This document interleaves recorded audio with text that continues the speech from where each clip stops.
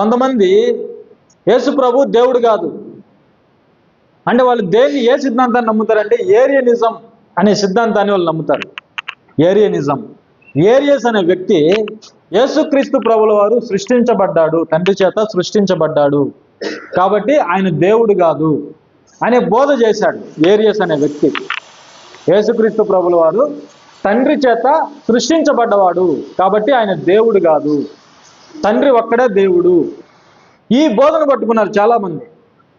ఈ బోధన పట్టుకొని యేసుక్రీస్తు ప్రభు దేవుడు కాదు, ఆయన తండ్రి చేత సృజించబడ్డవాడు కాబట్టి ఆయనకు మనము ఆరాధన చేయకూడదు, తండ్రికి మాత్రమే చేయాలి అని బోధిస్తున్నారు.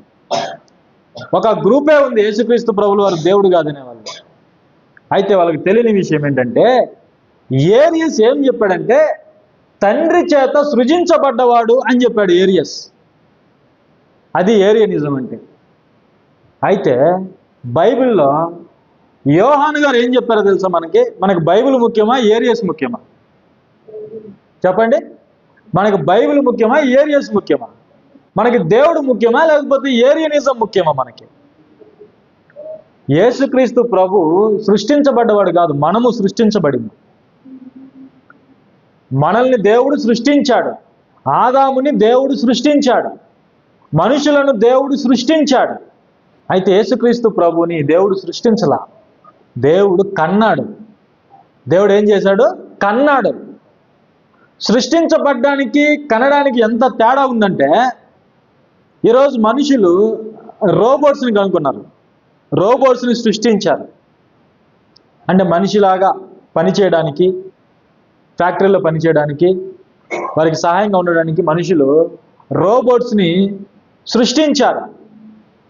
ఇప్పుడు నేను ఒక మర మనిషిని సృష్టించాను, అది నేను ఒకటవుతానా? చెప్పండి. అది నేను ఒకటేనా? కాదు, అది మర మనిషి, అయితే నేను నిజమైన మనిషిని. ఇప్పుడు నేను ఒక కుమారుణ్ణి కన్నాను. సృష్టించడము కనడము మనకు తెలియాలి. ఇప్పుడు నేను నా సొంత కుమారుని నేను కన్నాను. ఎవరిని కన్నా? నేను మనిషిని మరొక మనిషిని కన్నాను. నేను సృష్టించింది మనిషి అవుతుందా? నేను సృష్టించింది మనిషి అవుతుందా? నేను కన్నది మనిషి అవుతుందా?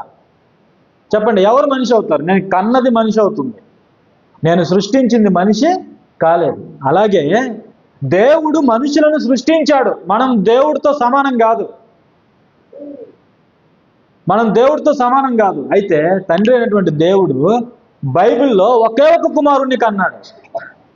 కన్నది ఆయన కన్నాడు.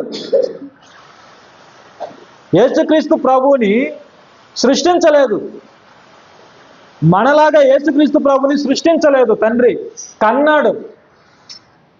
కన్నడం అంటే ఏంటి? తనలో నుంచి తీశాడు బయటికి. ఒకే ఒక్కరిని తీసింది యేసుక్రీస్తు ప్రభువుని మాత్రమే బైబిల్ చరిత్రలో. ఇంకొకరు లేరు తండ్రికి, సొంత కుమారులు ఇంకొకరు లేరు. తండ్రి అయిన దేవుడు తనలాంటి మరొక దేవుణ్ణి కన్నాడు. ఈయన తండ్రి, ఆయన కుమారుడు. ఇది ఏరియస్కి తెలియని నిజం. మన వాళ్ళు ఏమనుకుంటున్నారంటే తండ్రి సృష్టించాడు యేసుప్రభుని అనుకుంటున్నారు. సృష్టించలేదు. ఏరియస్కి తెలియని నిజం ఇది. ఏరియస్ అపార్థం చేసుకున్నటువంటి నిజం ఇది. అందుకే ఈరోజు చాలా మంది ఏరియస్ సిద్ధాంతాన్ని తీసుకొని యేసుక్రీస్తు ప్రభువు సృష్టించబడ్డాడు కాబట్టి ఆయన దేవుడు కాదంటున్నారు. ఆయన సృష్టించబడలేదు, ఆయన కన్నాడు. తండ్రి అయిన దేవుడు కన్నది ఒకే ఒక కుమారుణ్ణి, ఆయన ప్రభు అయిన క్రీస్తు. చూడండి, యోహాను సువార్త 1వ అధ్యాయంలోనే చెప్తున్నాడు. చూడండి, యోహాను సువార్త 1వ అధ్యాయము 1వ వచనం నుండి మనం చూస్తే, ఆది యందు వాక్యము ఉండెను, వాక్యము దేవుని యొద్ద ఉండెను, వాక్యము దేవుడై ఉండెను. ఆయన ఆది యందు దేవుని యొద్ద ఉండెను, సమస్తమును ఆయన మూలంగా కలిగెను. ఏమంటున్నాడు ఇక్కడ? ఆది యందు వాక్యం ఉండెను, వాక్యము దేవుని యొద్ద ఉండెను, వాక్యము దేవుడై ఉండెను. అంటే దేవుని దగ్గర దేవుడు ఉన్నాడని చెప్తున్నాడు ఇక్కడ యోహాను గారు.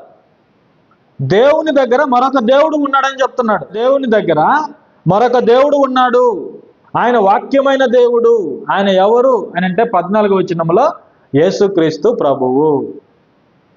యేసుక్రీస్తు ప్రభు దేవుడు ఎలా అయ్యాడు అని అంటే 18వ వచనం చూడండి.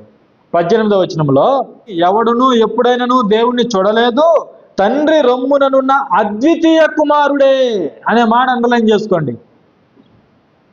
యేసు ప్రభు దేవుడు ఎలా అయ్యాడు అని అంటే, నీలాంటి నాలాంటి సృష్టించబడిన కుమారుడు కాదు యేసుక్రీస్తు ప్రభు. నీలాగా నాలాగా దేవదూతల్లాగా సృష్టించబడిన వాడు కాదు యేసుక్రీస్తు ప్రభు. ఆయన అద్వితీయ కుమారుడు, సొంత కుమారుడు. లేక రోమపత్రిక ఎన్నోసార్లు మనకు కనిపిస్తుంది బైబిల్లో, యేసుక్రీస్తు ప్రభు తండ్రికి సొంత కుమారుడు. మరొక కుమారుడిని చూపించండి సొంత కుమారుల్ని దేవునికి. ఎవరు చెప్పారు ఆదాము సొంత కుమారుడని? మనం సొంత కుమారులమని ఎవరు చెప్పారు? బైబిల్ చెప్తుందా? బైబిల్ చెప్పడంలా. మనము యేసుక్రీస్తు ద్వారా సృజించబడిన వాళ్ళం. మన స్థితి అది. మనల్ని దేవుని కుమారుడు సృజించాడు. ఈ సత్యం మనం తెలుసుకోవాలి. దేవుని కుమారుడు సృజించాడు మనల్ని. కలిగి ఉన్నదేదియో దేవుని కుమారుడు లేకుండా కలగలేదు. దేవుని కుమారుడు ఎలా దేవుడు అయ్యాడనంటే, తండ్రికి ఆయన ఏకైక కుమారుడు, సొంత కుమారుడు, కన్న కుమారుడు. సృష్టించబడినవాడు కాదు. ఏరియస్ బోధ బుద్ధి లేని బోధ. కాబట్టి యేసుక్రీస్తు ప్రభు తండ్రికి సొంత కుమారుడు. మీ సొంత కుమారుడు మనిషి కాదని చెప్పండి, యేసు ప్రభు కూడా దేవుడు కాదని నేను చెప్తా, ఒప్పుకుంటా. మీరు కంటే ఆ మనిషి కాదా అతను? చెప్పండి. నేను మనిషిని, నా కొడుకు మనిషి కాదా? ఆదాములో నుండి దేవుడు అవ్వను తీశాడు. అవ్వను తీసిన తర్వాత ఆదాము ఏమన్నాడు? ఏమే, నా మాంసములో మాంసము, నా ఎముకలో ఎముక, కాబట్టి ఈమె నారి అనబడును అన్నాడు. ఈ జ్ఞానమైనా ఉందా మన వాళ్ళకి? చెప్పండి, ఈ జ్ఞానమైనా ఉందా? నరుల్లో నుండి వచ్చేవాళ్ళు నరులు, దేవునిలో నుంచి వచ్చింది ఒకే ఒక్క దేవుడు, ఆయన యేసుక్రీస్తు ప్రభు. ఎవరైనా యేసుక్రీస్తు ప్రభుని దేవుడు కాదు అంటే తండ్రి సీరియస్ అవుతాడు. ఆయన చాలా సీరియస్ అవుతాడు.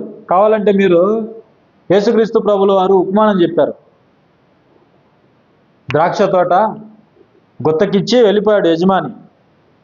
తన దాసుల్ని పంపించాడు తన భాగము తనకి ఇవ్వమని. అయితే వాళ్ళు ఏం చేశారు? ఆ కాపుదారులు ఏం చేశారు? ఆ దాసుల్ని, పంపినటువంటి సేవకుల్ని, దాసుల్ని కొట్టి చంపారు. కొంతమందిని చిత్రహింసలు పెట్టారు. అయితే చివరికి ఆ తండ్రి అనుకున్నాడు, నేను నా సొంత కుమారుణ్ణి పంపుతాను. నా సొంత కుమారుణ్ణి పంపితే వాళ్ళు గౌరవిస్తారు అనుకున్నాడు తండ్రి, యజమాని. అప్పుడు వాళ్ళు ఏం చేశారు? ఆ కుమారుడు రావడం చూసి ఏమనుకున్నారు? ఇదిగో మన యజమాని వస్తున్నాడు. చూసారా? తండ్రి యజమాని అయితే కుమారుడు కూడా యజమానే. ఆది కాండంలో ఒకసారి మీరు చూడండి, ఎలియాజరు అబ్రహాముని యజమానిని పిలిచాడు, ఇస్సాకును కూడా యజమానినే పిలిచాడు. తండ్రి యజమాని అయితే కుమారుడు యజమానే, తండ్రి దేవుడైతే కుమారుడు దేవుడే. అప్పుడు వీళ్ళు ఏమనుకున్నారు? అదిగో ఈ ఆస్తి అంతటికి వారసుడు వస్తున్నాడు, ఇతన్ని చంపితే ఈ ఆస్తి అంతా మంది అయిపోతుంది అని ఆ కుమారుని ఏం చేశారు? చంపేశారు చివరికి. అప్పుడు తండ్రి ఏం చేశాడు? ప్రభు చెప్పాడు చాలా సీరియస్గా, వాళ్ళందరినీ కూడా ఆ యజమాని సంహరిస్తాడు అని చెప్పాడు. కుమారుణ్ణి ఒప్పుకోకపోతే తండ్రి సీరియస్ అవుతాడు. కాబట్టి మనకి కావాల్సింది ఏరియనిజం కాదు, ఏరియా చెప్పింది కాదు, బైబిల్ ఏమని చెప్తుంది అది కావాలి మనకి. యేసు ప్రభువే తండ్రిని ఆరాధించినప్పుడు మనం యేసు ప్రభుని ఆరాధించకూడదండి అని చెప్తారు. యేసు ప్రభు తండ్రిని ఎందుకు ఆరాధించాడు? ఆయన తండ్రి కాబట్టి ఆయన ఆరాధించాడు. యేసు ప్రభు ఎందుకు తండ్రికి సేవకుడు? కుమారుడు కాబట్టి సేవకుడు. మీ కుమారుడికి మీరు చెప్తారు, రే నీళ్లు తీసుకొని రారా అని చెప్తారు. చెప్పరా? చెప్తారా చెప్పరా? ఒక తండ్రికి ఇంట్లో కొడుకున్నా కూతురున్నా వాళ్ళు సేవకులే. దేవునికి కూడా ఒకే ఒక కుమారుడు ఉన్నాడు. ఆయన దేవుడు, ఆయన సేవకుడు, తండ్రికి అన్నీ ఆయనే. అది తెలుసుకోవాలి మనం. అందుకే తండ్రిని ఘనపరిచాడు, తండ్రికి ప్రార్థన చేశాడు, తండ్రిని ఆరాధించాడు యేసుక్రీస్తు ప్రభు. అంత మాత్రం చేత ఆయన దేవుడు కాకుండా పోతాడా చెప్పండి? ఆయన 100% దేవుడు. ప్రతి ఒక్కరు కూడా యేసుక్రీస్తు ప్రభుని దేవుడని ఒప్పుకోవాల్సిందే. తోమలాగా నువ్వు ఒప్పుకోకపోతే రేపు ఒప్పించడానికి ఉంది, అగ్ని బాప్తిస్మం ఉంది, అక్కడ ఒప్పిస్తాడు అందరినీ. సరే, ఇప్పుడు ఆరాధన గురించి మాట్లాడుకుందాం. చూడండి,